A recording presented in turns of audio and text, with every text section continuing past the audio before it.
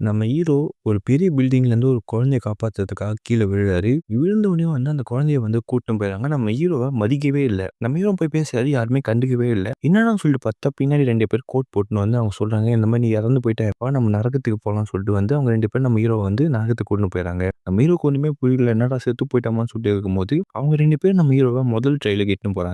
அந்த ட்ரைல்ல வந்து நம்ம ஹீரோக்கு வந்து பார்த்தீங்கன்னா, 5000 வருஷத்துக்கு வந்து பார்த்தீங்கன்னா, நெருப்பு குழியிலே இருக்கணும்னு சொல்லிட்டு ஒரு தண்டனை குடுக்குறாங்க. அதுக்கப்புறம் நம்ம ஹீரோ பண்ண நல்லதெல்லாம் பார்த்துட்டு வந்து, அங்க வந்து அந்த கோட் போட்ட 2 பேர்ல ஒருத்தர் வந்து வாதாடி வந்து நம்ம ஹீரோவ காப்பாத்திருவாங்க. அதுக்கப்புறம் வந்து அவங்க போம்போது பேசியிருப்பாங்க, "சூப்பர் நம்ம ஜெயிச்சிட்டோம். இன்னொரு ட்ரையல் போறோம்" அப்படின்னு சொல்லிட்டு 2வது ஒரு ட்ரையலுக்கு நம்ம ஹீரோவ இட்டுன்னு போறாங்க.